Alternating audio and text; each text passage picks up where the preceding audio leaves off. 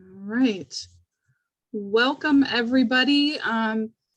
In case you didn't hear it when you first joined, I know, Mary, you just got here. But basically, if you would like to turn your camera on and make this more of a, we can pretend we're at the library or in council chambers and like we're sitting around a table having a conversation, you're welcome to. If you would rather just observe and finish your dinner and be comfortable, you may do that. It's totally up to you.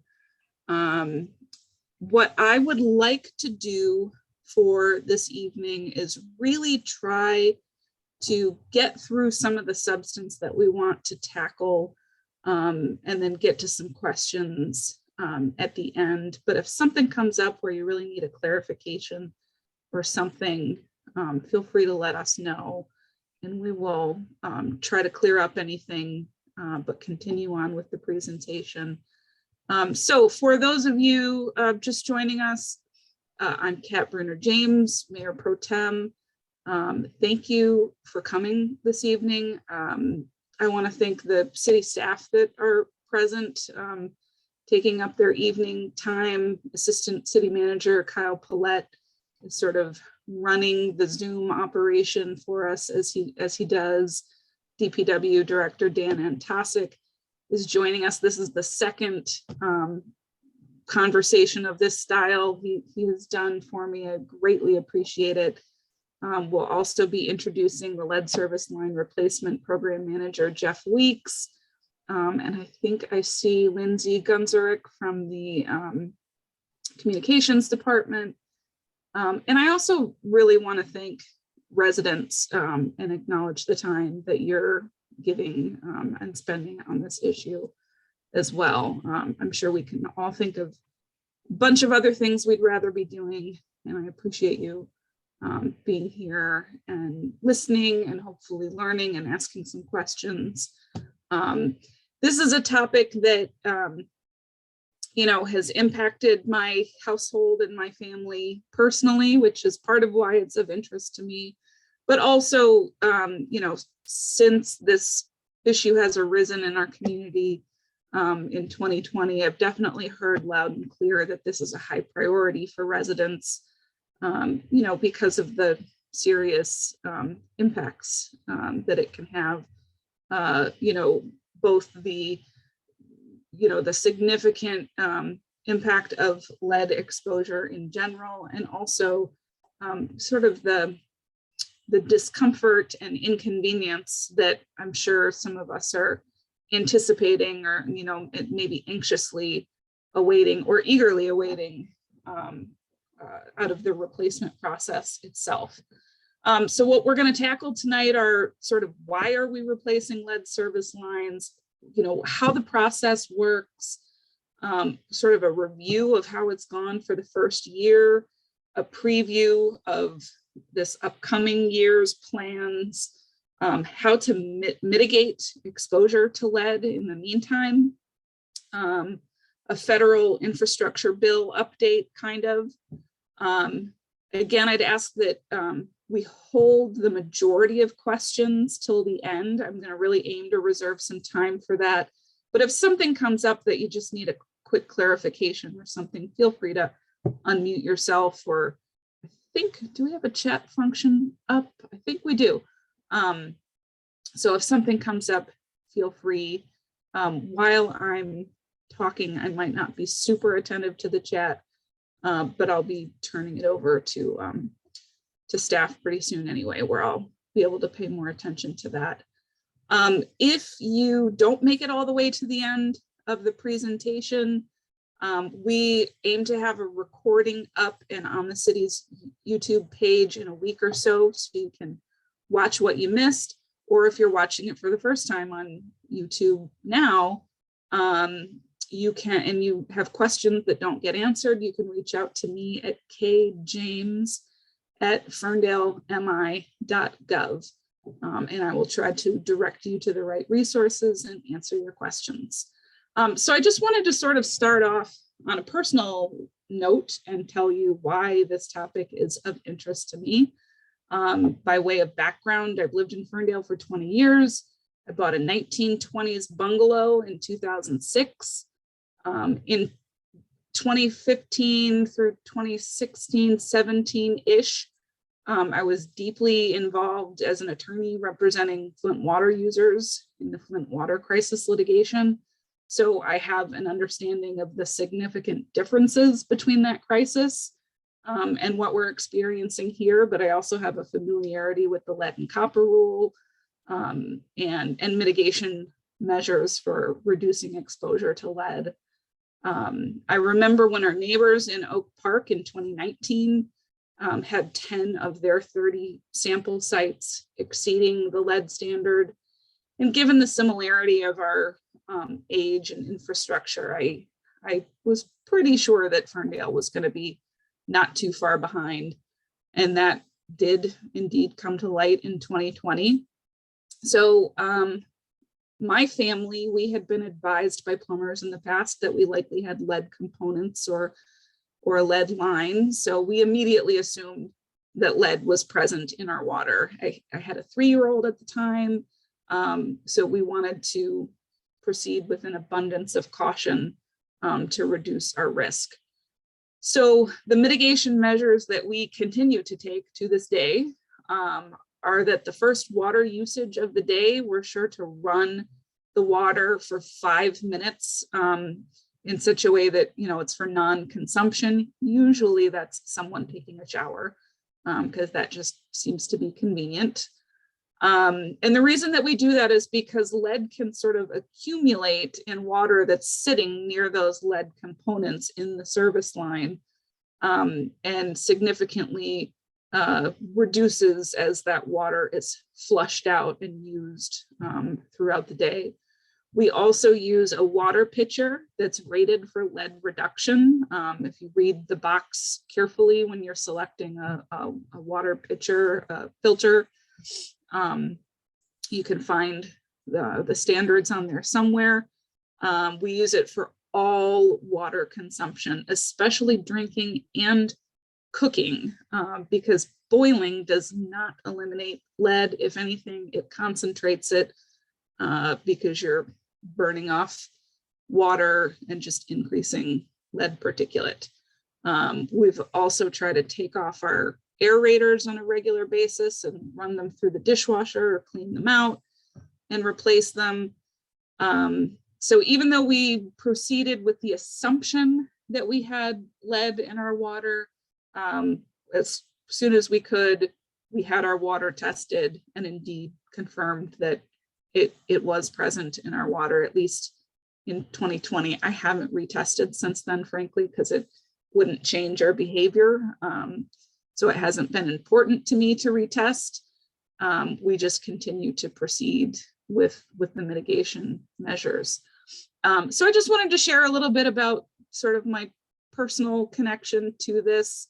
And with that, I'm going to hand things over to our DPW director to really talk more about the meat and potatoes of this issue and the city perspective.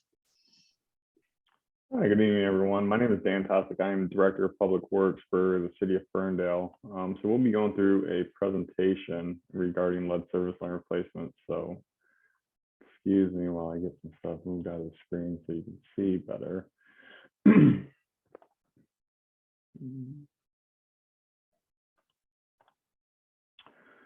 So as Councilperson Bruna James brought up, today we'll be talking about kind of what we did in 2021 in regards to our lead service line replacements and what we have in store for 2022. In addition to myself, we also have our project manager, Jeff Weeks, who has been overseeing the installations of lead service lines and doing some verification work since we started replacing our lead service lines here in the city of Ferndale in April of 2021.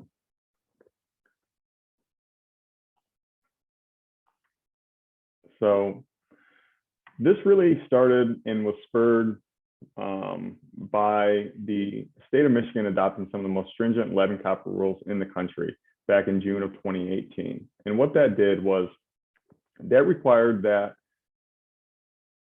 water systems began to take additional samples of their water. So that started off in 2020, and then in 2021, as some of you may recall, the city of Ferndale did have a lead action level exceedance.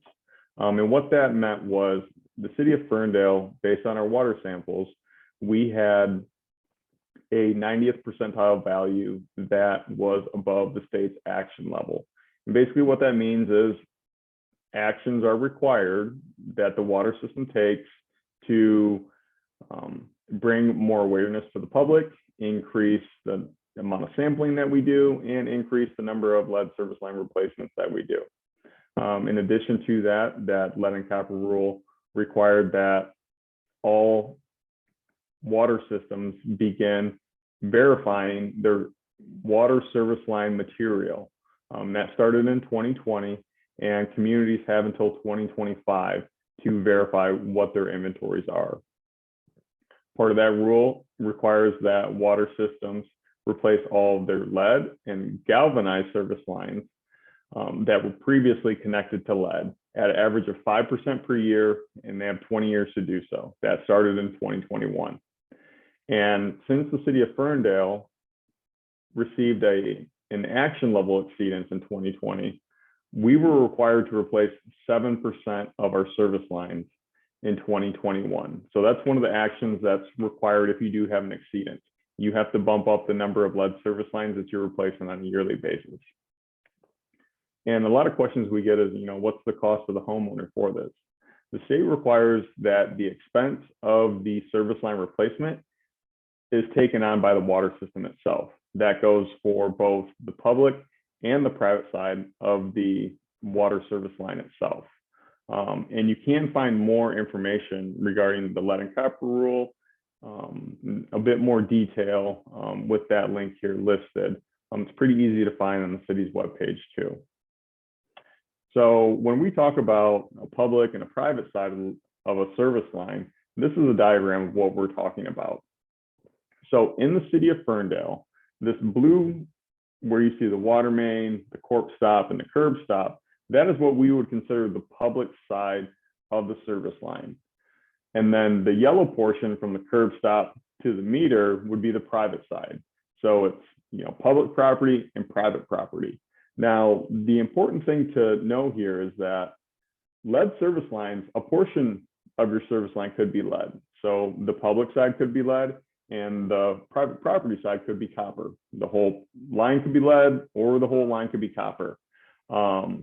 And typically, if you were to have a leak on your water service line between the curb stop and the meter, that would be on the homeowner to pay for the cost of that repair.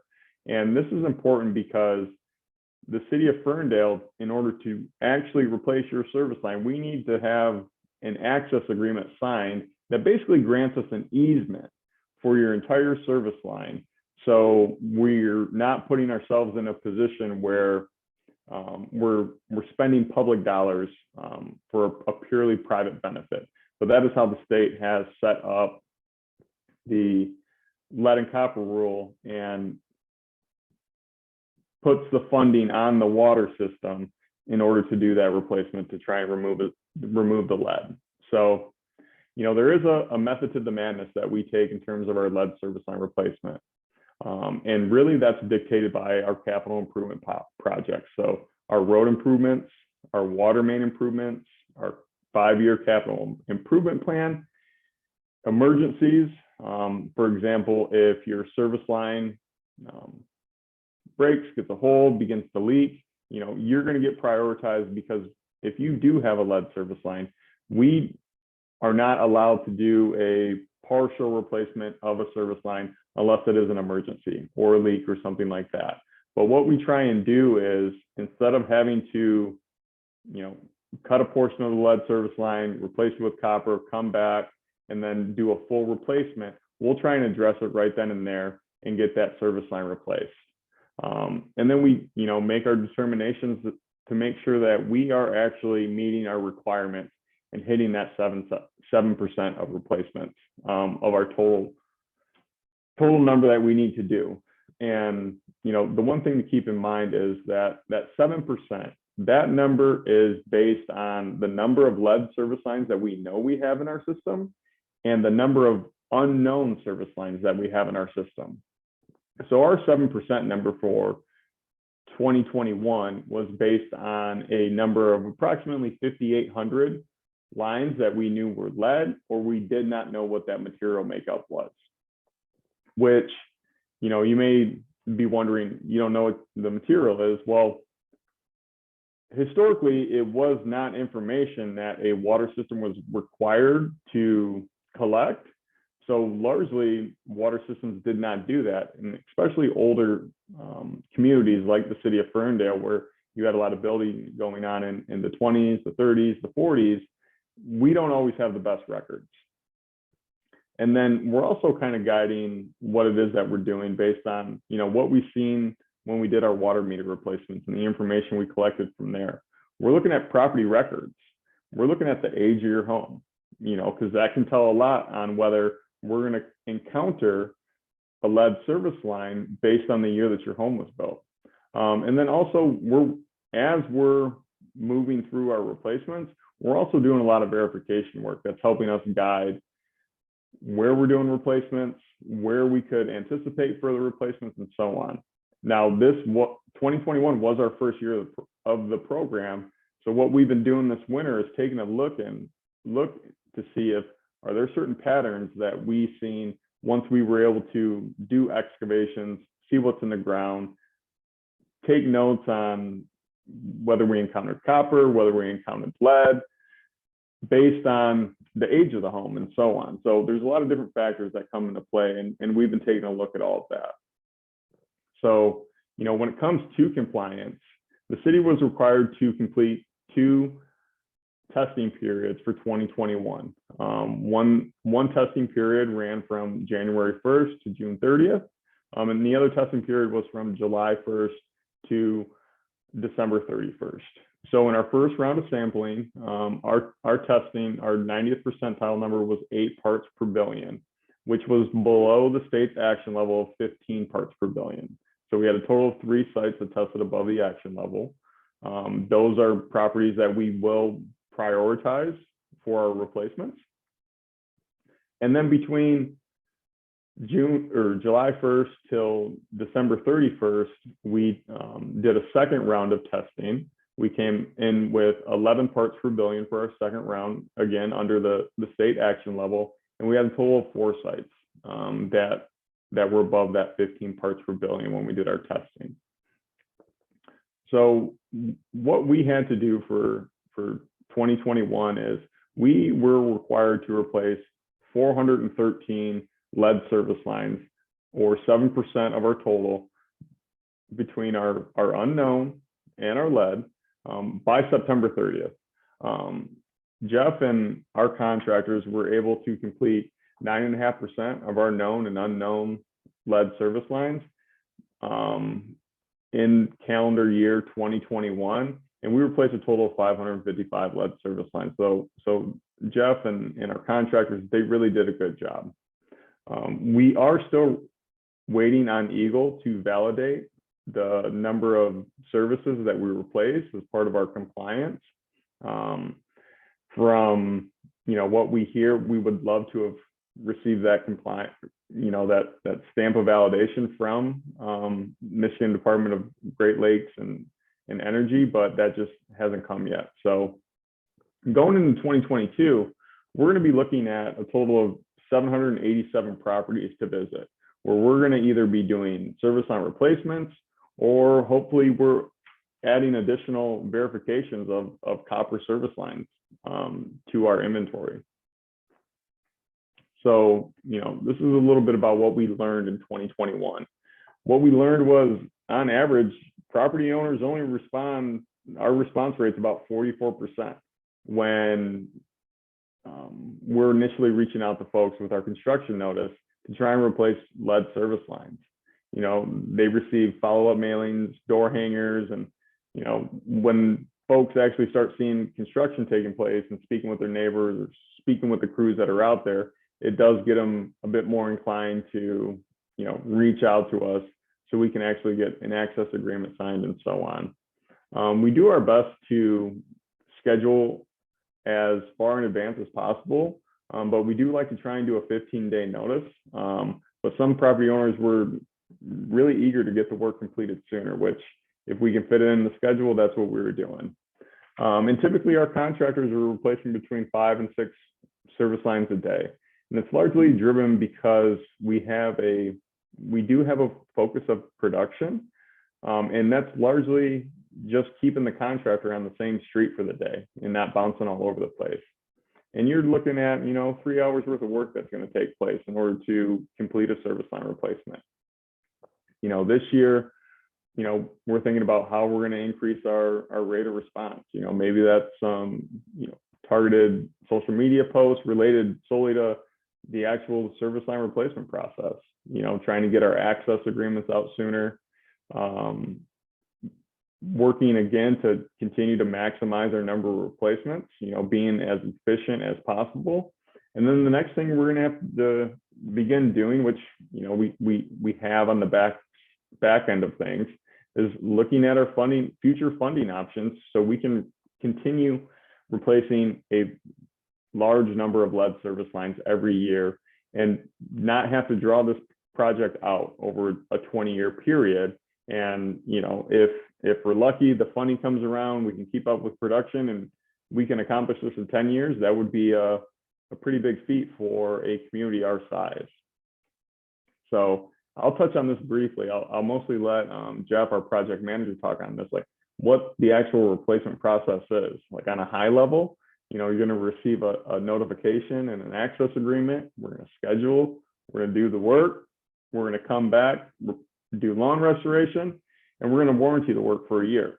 But with that, I'll really let Jeff explain from his perspective and what that interaction is like when, you reach out to us and return that access agreement through the process of the work that's going to be performed at your house, and kind of how all that goes. So Jeff, if you could just go ahead and unmute yourself and let everyone know what to expect when they're going through a lead service line replacement. Sure, absolutely. Thanks, Dan. Everyone wants to talk about lead service lines. It's really exciting, and it is exciting because of Flint and Councilperson, what you had described as your own experience. So let's start at the beginning. So our rate that we get it back, like 44%, we would hope that would climb because there's zero cost attached to it. But let's start at the beginning. So the access agreements go out and we get them back. So they come to me. Andrea in our department is wonderful. She kicks them all over to me, Dan also. So of course, there's the initial phone call, which is what I do.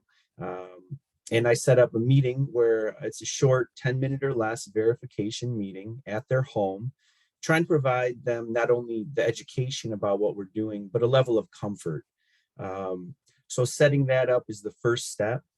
So a phone call, a time that I can, make it convenient for them to come on out, which I do. And then most of what I do, the education piece, is much better on site, showing them, pointing, because when you say the words curb stop and public side and Brass Corp, it doesn't quite resonate like it does when I'm standing there showing you these things.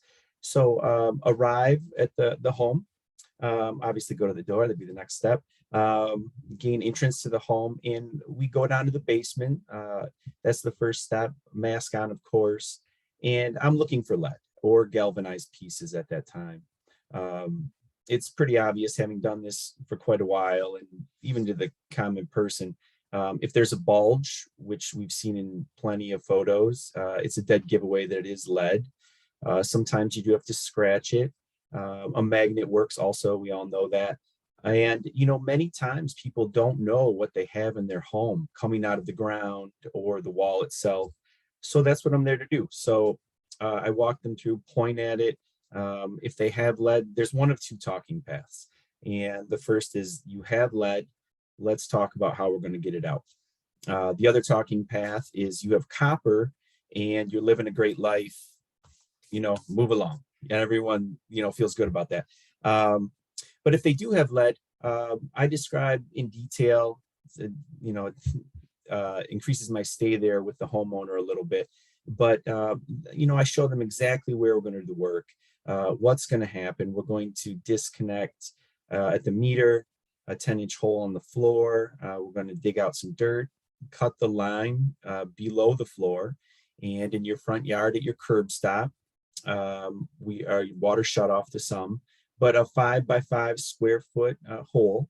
And that's our access point. So we go down, it's usually between 5 and 6 feet where we find the water shut off. And we disconnect on the private side, and then we pull that lead out of the ground. And from the basement, if you can imagine, to those that have never seen this, when we were kids, Chinese handcuffs, the ones that trapped your fingers, it's kind of like that in layman's terms. So we connect on the back end of the lead, the new copper, and it pulls it through the existing hole in the ground, right to where the curb stop is. And then we bring it up out of the floor and plumb it up to code with 90-degree pieces there and brand new quarter turn shut off. And every single home that we do gets sent to the Scott Glowinski, who's the plumber inspector for the city. So we connect that, we put the dirt back, hydro cement on the floor, sealing it all up nicely in the hole. We reconnect to the curb stop.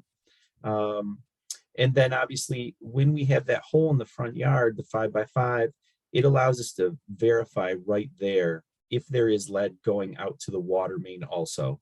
So it's a lot of repeating the process. Hole in the street, 5 by 5, we go down to the water main.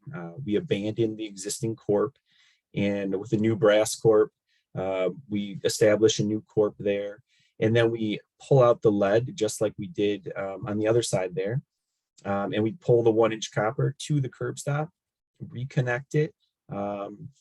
Dirt goes back in, 21 AA rock, asphalt, which is temporary until we can put the permanent substance down. In the front yard, dirt goes back in, topsoil goes on top. Currently, we're using hydro seed as our restoration process, so that goes there. We turn on the water in the home. Speaking of flushing real quick, so the lead line is gone, but we still want to make sure that the beautiful new 1-inch copper is running smoothly, no leaks. We want to get out any dust, debris, which get in there, particles. So we do a 5-minute flush in the basement. And then I offer to every single homeowner to flush at their kitchen sink, their bathroom sinks, their bathtubs, and I haven't had anyone, well, I've only had a couple people rather take me up on that, but it is offered. Of course, I suggested. And then, I'm always on call. My number is on all of the paperwork that goes out. We've had one leak out of many, 555. Dan came with me. We got back there within half an hour, addressed the situation. It was just a clamp that wasn't done quite tight enough. This is probably more information than you ever want to know about how this works. And yet this is what I'm here for. So, there's no magic to it. Everyone's different. Getting a hold of people in my line of work is the problems, if there is a problem. Some people are very eager, as Dan had said in this presentation, to get it done, and those people are great. And then there's people more like me, where we think about it for a week or two, and then we send our stuff in. And, quite frankly, there's some people that never respond at all, but it's not just the initial access agreement that goes out. I myself, I call it walking the beat, I guess, but with flyers and door hangers, I go out up to 3 times, with my number written on there, lead service line replacement, please respond. And, after, 4 tries, they kind of just move across the spreadsheet to, I hope I get them later, due to repeated, attempts to get to them. So that would be the only problem I guess I have. The contractor's wonderful. Working with Dan, it's pretty good. And, everyone else has been wonderful. But anyway, there you go. How can I help? Thanks, Jeff. Yeah, and like Jeff touched on, this work is sometimes not perfect. We had an instance where a leak occurred after. It was fixed in a timely fashion, and the work is warranted for a full year with these folks. And the other thing that makes folks quite nervous some is the work that we're going to be doing in their basement. So far, we've replaced 555 lead service lines. If there is property damage that does occur, our contractor is bonded and insured. Residents can file a claim because of the property damage, for the property damage that occurred, and then we go through a claim process. In 2021, we had one person that requested a claim form, and then they did not return it because we were able to show them the pictures before work was completed and the crack on their porch, and that it was the same crack after we finished the work. So, Jeff is also taking a lot of pictures of everything out there because we want to make sure that we put everything back the way that we found it. And while it is a short-term inconvenience, it is a great benefit for the health and safety of the residents. So, I would encourage you to kind of share what you hear tonight with some of your neighbors that, maybe they live on a street that we were replacing lead service lines. They never got back to us, or they were hesitant to get a replacement done. It's not as bad of a process as you may think, even if you are very passionate about your front lawn. So this is the list of streets in the blocks that we'll be doing replacements on this year. Like I said, we're looking to do, I think, 787 properties in 2022 potentially. And the one thing that you will see, some of these, and you'll see on a map soon, some of these streets are going to get repaved this year. And then basically what you can plan on is if your street doesn't get say your street's on here, we come and replace lead service lines, but we don't resurface your street and redo the paving like we have been with the road bond, you're going to be seeing that paving, that full resurfacing of your street occur in 2023, because we want to get out ahead, cut the road all up, and then come back and fix it, versus taking all the new roads that we've been resurfacing, cutting 50 holes in them, and having kind of patchwork. We do our best to be as efficient as possible with this process. This is largely just a map of 2022 construction. As you can see, the light blue line are the streets that we're going to be looking at for lead service line replacements. The streets that are dotted in blue, those streets are going to be receiving lead service line replacements and new street. And then you also have our water main replacement streets, Leach and Renson. Whenever we're doing a water main replacement, from 22 on forward, and even prior to 2021, because the lead and copper rule came into effect in 2018, if we're doing a water main replacement, we have to replace every single service line that is lead on that street. And if we're not able to replace those lead service lines, we can't shut off the old water main. So it is extremely important for those that live on the streets that we're doing water main replacements that you get back to us, because it can run up quite a bit of unneeded costs that are borne by the system itself, aka all the ratepayers. And it's really just extremely inefficient for us. And then, Kat, I'll pass this back over to you to kind of talk about, who those resources are and kind of what you can do to reduce potential exposure. Sure. So we have a couple of people who joined within the last couple of minutes. I'll just sort of let you know that we're nearing the end of our presentation, and then we're going to get to question and answer. But right now, what I'll talk about is sort of back to where I started, which is one, your first question might be, Do I have lead service lines? Do I have a potential risk? Dan talked a little, or I forget if it was Dan now or Jeff talked a little bit about some of the checking that you can do, going down into your basement, looking for a bulge, seeing if it's magnetic, sort of assessing whether or not you may have the risk of exposure. The best way to really find out is to have your water tested. My family did that through Oakland County directly. I can't remember exactly where the office is, but there's a health department office in Southfield. It's not all that far away. They will give you a kit with instructions. You bring it home, you take, I think it was 2 different samples, although I think they give you more bottles than 2 because the timing has to be just right. They want sort of the water as it first comes out of your faucet, and then they want it sort of a certain amount of seconds later. So you run all these bottles in sequence. And then I think if I remember correctly, you give them the first bottle and the last bottle. That's what they actually test. And then you get your test results pretty quickly. I don't remember the exact turnaround, but I think it was less than a week to find out if you've got lead that's actually coming out of your tap.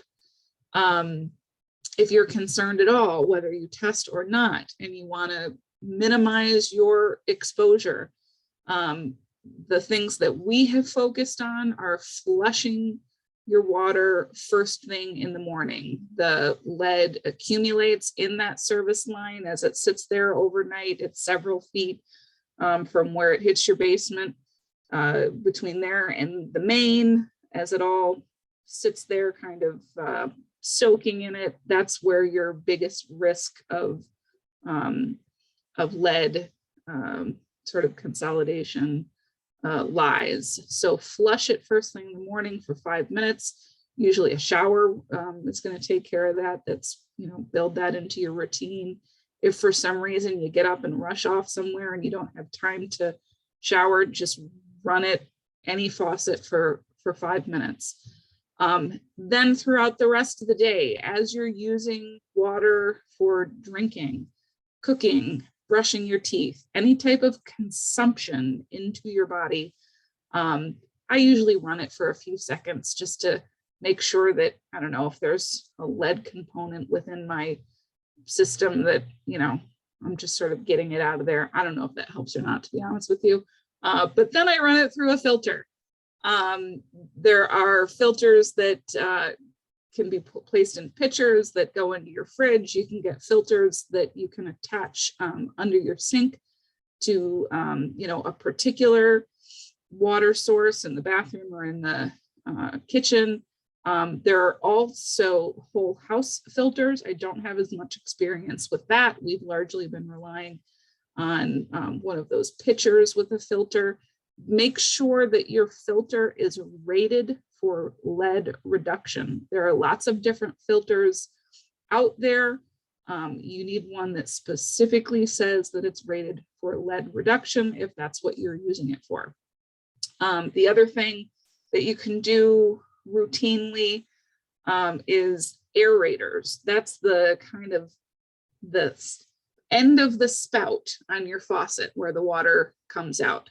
Most faucets, you can screw that off and kind of clean it out. Sometimes little particulate gets stuck in there because it's kind of got a little mesh screen usually.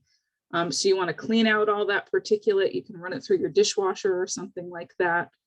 But even those little pieces, if your water's sort of sitting somewhere that has little lead particles in it, it can leach out into the water. And I know I mentioned this at the beginning, but I'm going to mention it again because I think it's really important. Boiling water does not reduce lead. If anything, it consolidates lead because you're reducing the amount of water and the lead's not going anywhere. So make sure that if you are working on reducing your risk of lead exposure, you are not relying on boiling to do that. And if you're boiling water to cook, make sure it is filtered water. All right, Dan, do you have more to report on? No, so now it's, Okay. you know, it is that time for questions if there are any. I did see that Kyle added into a chat that, you know, is wondering when someone may be able to find out whether or not they're on the replacement schedule. You know, I can go back a few slides. You know, these are the streets that we will be replacing service lines on this year. We haven't finalized our 2023 schedule. Part of that is due to the fact that from year to year, we move things around. We move what streets we're going to pave. We might have to drop off a section of water main replacement and so on. You know, the one thing I will say is if your street hasn't been resurfaced yet here in the city of Ferndale as part of the road bond paving project, the likelihood of your service line getting replaced in the near term, and when I mean near term, I mean the next 2, maybe 3 years, is higher than if you live on a freshly paved street. And that is largely due to the efficiencies that we're trying to have as part of our replacement program.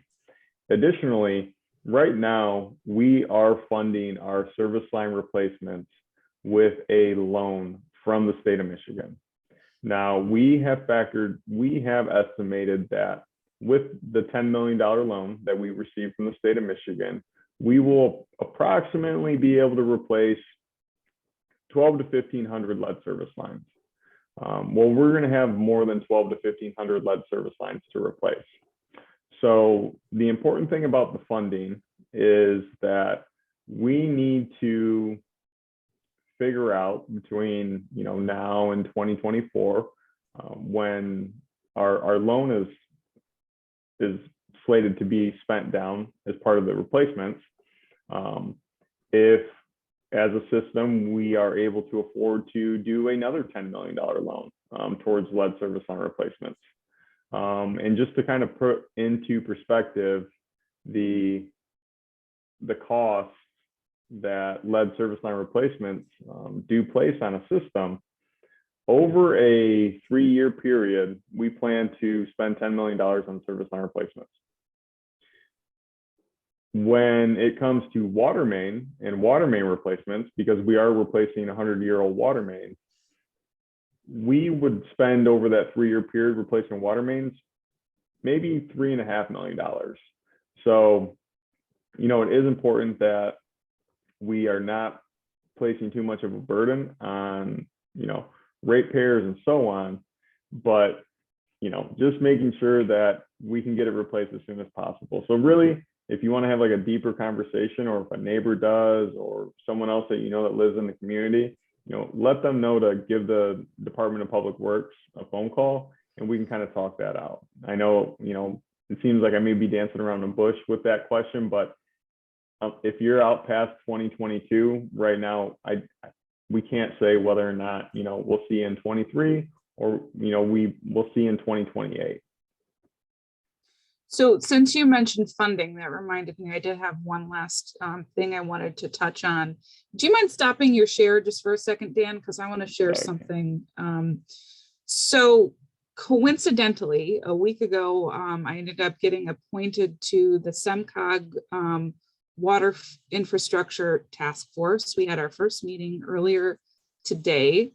I'm just going to share very quickly a screenshot that I took during that meeting so that you can get a sense of what that actually is. We're reviewing the 2018 Water Resources Plan that was published by SEMCOG. I can drop a link to that in the chat as soon as I'm done.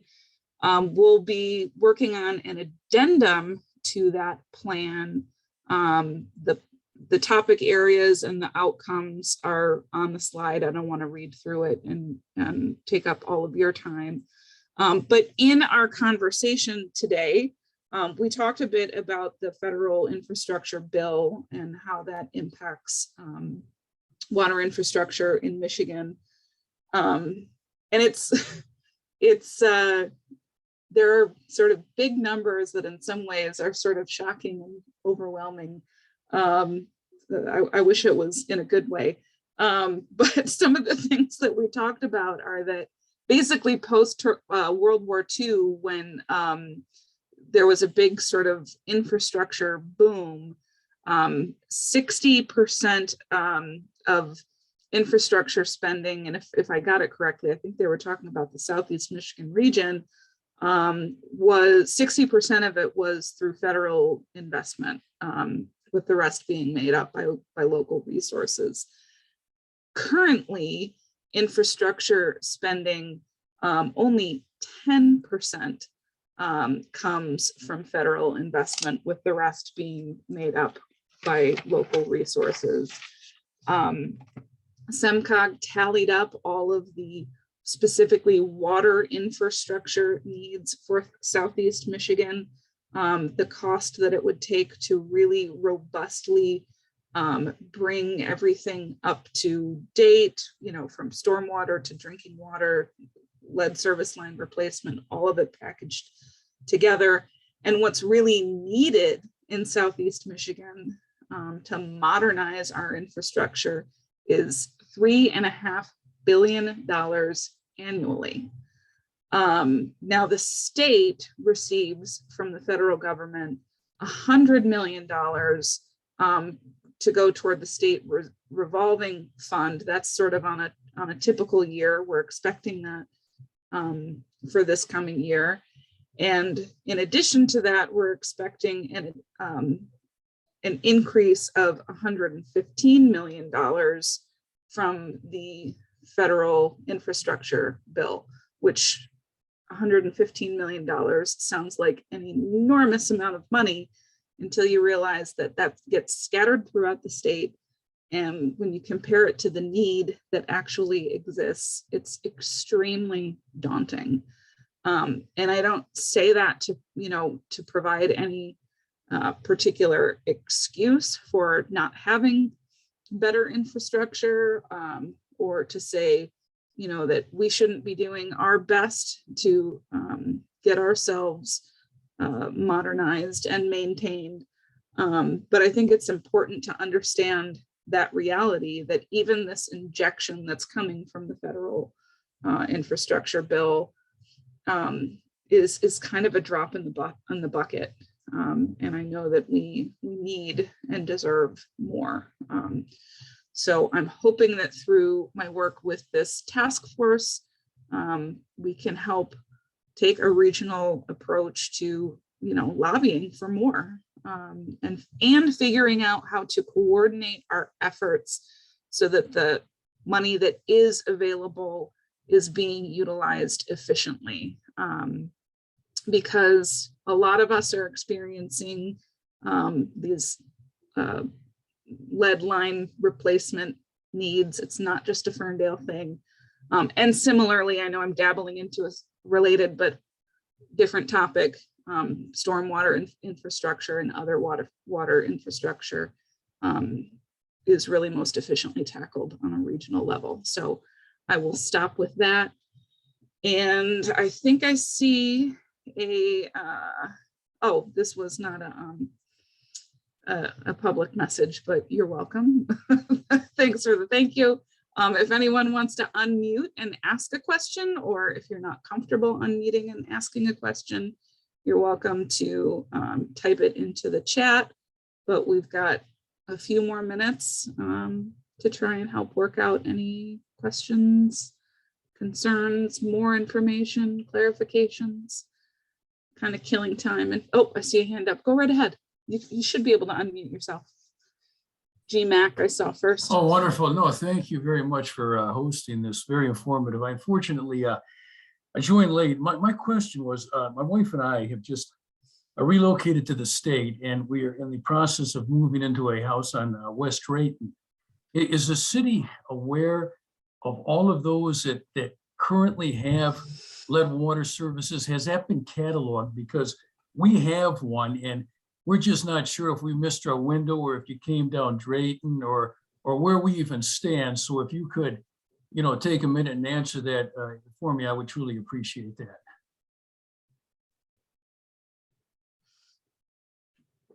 Dan, do you know whether West Drayton has been done? I would imagine you're We looking right we now. have not been down West Drayton. Okay. And we do not have West Drayton on our replacement schedule this year either. So that'll be at and some point down the road. yes, and we haven't completed our full complete inventory yet in terms of what we know and what we don't know, because one of the tough things that we don't fully know is the material type on the public side. It is very easy for us to, look in the basement and say, oh, it's a lead service line, this is a copper service line. But for us to find out on the public side, we truly need to excavate in the front yard and put eyes on it. And sometimes one of the biggest pains with lead service line replacements is the patterns that we see. I will say Meadowdale, for example, is a good example of this. So Meadowdale, down below 9 Mile, that street is completely copper all the way down. Older homes, it's an old water main that has not been replaced. Every other street around it doesn't make sense. So, was it a specific builder that built this whole block of houses? What decision was made? Why is there copper on the public side when a similar aged water main has lead on the public side? And it's one of those, how do we answer these questions? How do we figure out and best understand where these are? Because the one thing to keep in mind is it also costs money to dig a hole and catalog that. And on average, you're roughly $700 to dig a hole in your front yard to say lead, copper, and keep it moving, which sounds a bit insane. Like, well, I could dig a hole in my front yard for cheaper than $700. But that's, what we're unfortunately in. So what we will be doing later on this year is we did receive a grant from the state of Michigan to do some additional lead service line verifications. So it was roughly $400,000. And what we'll be doing with that grant is we'll be taking a look at a random sample of properties and then applying some machine learning statistical methods based on what we're finding to kind of help populate out the unknowns that we have floating around in our system.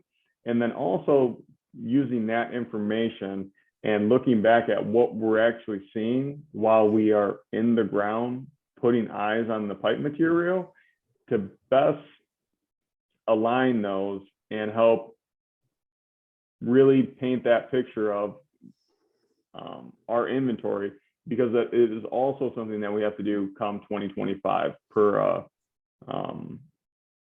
requirements by the state of Michigan. So, some of these, it may sound like, well, we don't have great answers. And it's because, to be quite honest, we don't have great answers. 2021 is a learning year. Jeff sits at his computer and we run spreadsheets and say like, okay, well, let's look at these percentages. Does this tell us anything? Let's take a look at this. What's this say? I don't know, but this is more information than we had a year ago, because a year ago we didn't have any of this information. It was more so, these are some assumptions that we've had.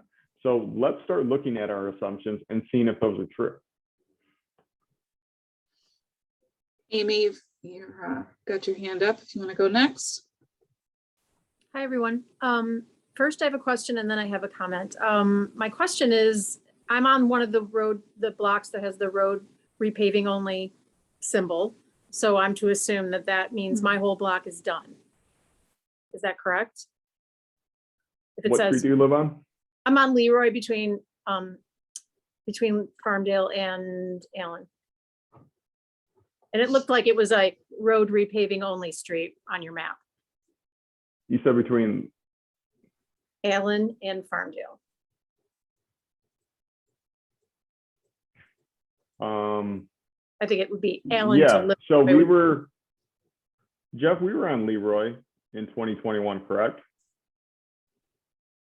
Yes, you were, because I met Jeff. Yeah, Yes, okay. Amy, I So- recognize you actually. How are you?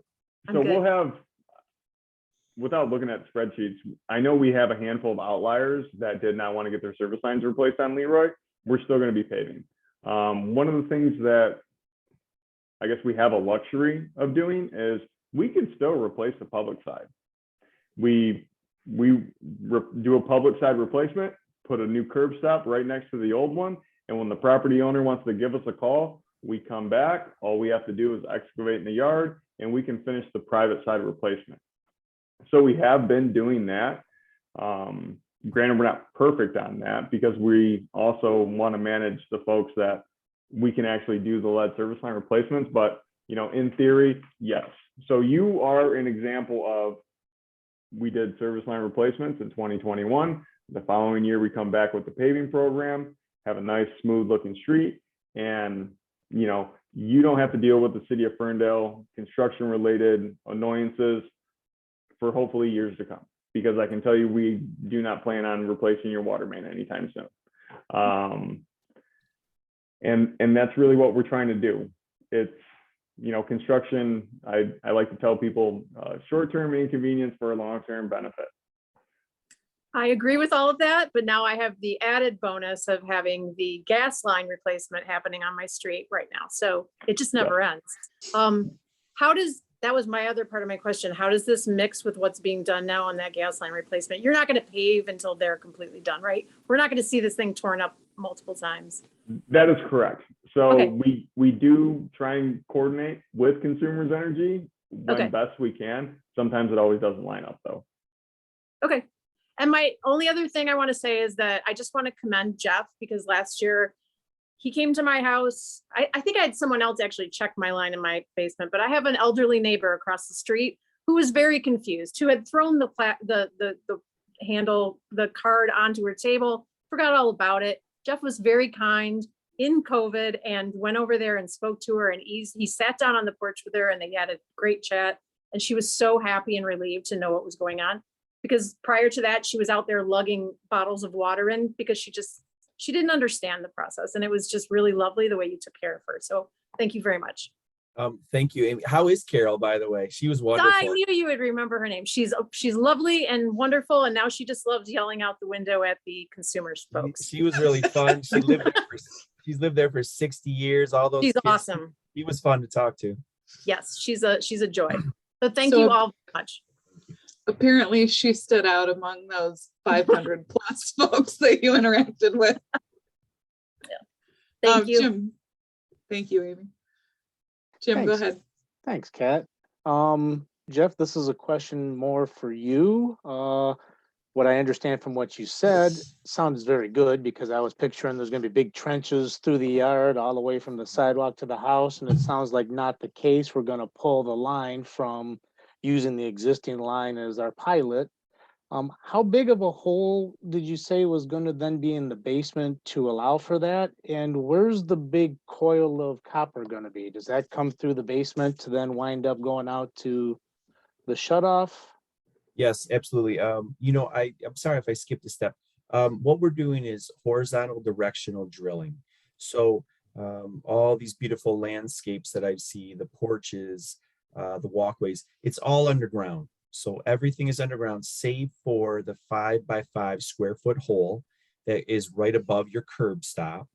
But again, everything's underground besides that. And in your basement, the only hole that we have is like a 10-inch in diameter hole. And that allows us to disconnect at the meter and get that line out below your floor. But that's the only disturbance in the basement, is just, we're going to go with a 1 foot. Let's do that. A 1 foot in diameter hole. Let's go there. And then we put the dirt back, the hydro cement. But that's the only disturbance in the basement. Okay, so it's not as much you're going to pull it from one spot to the other. You're actually going to do some horizontal drilling Yes. The pipe comes out, you're gonna kind of drill it out to make a hole for it and then somehow feed the pipe back then through it? Yes, sir. So what we do is when the drill comes through, right below that hole, what we do is we have the huge coil of 1-inch copper in the basement, and we attach it to the drill, and the drill pulls the 1-inch copper right back through the existing hole that it just created. Thereby, we're only putting one hole in the ground. There's no chance for water. It's a collapse. So yeah, you hit the nail on the head. Yes, it comes from the basement and back out to our curb stop hole. So I'm picturing a coil that's probably as big as the door to the house. It's pretty, it's 4 foot. It's pretty wide. Okay, all right, So great, thank you. That answers my question. thank you. Thanks, Jim. And G Mackey, I see you've got your hand up again. And I also wanted to let you know, since you mentioned that you joined late, we are recording, so this will be up on YouTube, and I'll put my email in the chat. If you shoot me an email, I'll make sure to send you the link once it's ready, probably in a week or so. But go ahead with your question. I just wanted to say that while I thought of it. Oh, no, I appreciate that. No, my last quick question was, so there's no form or anything that I have to fill out or contact the city to let them know that I do have a lead water service at my my property. That's something that the city probably already has on record. Likely, without knowing your property address and being able to reference that, I can't verify that for you right now. We do have an online form that you can fill out. I believe the link to it is on one of our lead service line resource pages. And it's basically a form that you can fill out that says, I know that I have a lead service line. This is my address. Or also what you can do on this form, and I wish I had a link up to it, is say, I don't know what my lead service line is. Here's a picture. Can you tell me what my lead service line is? Most of the time, based off that picture, we can say, copper, lead, so on. If not, we'll say, hey, can I have someone stop by and take an extra look? Or can you send me another picture or something like that? And then we also, if this was an unknown prior to us, we'll then catalog that information and save that. Perfect. Thank you for that. And I just dropped into the chat a link to the resource page. And then the second link is to that form that Dan just referenced. And I'll let folks know who aren't watching live, folks who are watching this on YouTube later, that the water resource page is also linked on the Facebook event for this event. And it's pretty easy to find on the city's website. And I'm a little bit of a naysayer, and sometimes I'm grumpy when I can't find things easily on the website. But this is actually easy to find if you just type in, lead service lines or lead water resources into the search bar. You should be able to find it pretty easily. All right, I got your email. If you want to send me in the chat what your first name is, just I would love to know the full name of the person that I'm communicating with, but you don't have to if you're not comfortable with that. I've got your email address. Does anyone else have any questions? We're just a few minutes after 8 o'clock. I feel like we covered a lot of ground, and I appreciate everyone's patience. But we can spend, 2 or 3 more minutes if someone has a question that didn't get answered. You can either unmute, raise your hand, throw it in the chat, or you can scroll up, find my email address, and shoot me an email, and I will try to find you the right resources. All right, well, I'm not seeing any hand raisers or unmuters, so I'll stall for a few more seconds, and then I will call an end to this discussion. I really appreciate everyone's time. Again, thank you, city staff who work all day long and then spend your evenings with us for conversations like this and city council meetings, and especially DPW gets slammed with emergencies at all hours because emergencies don't sleep. And I also want to thank residents for tuning in and participating in this conversation. I hope you'll share the information with neighbors. And like I said, this will be up on YouTube, hopefully pretty soon. Thanks a lot. Really good to see everyone.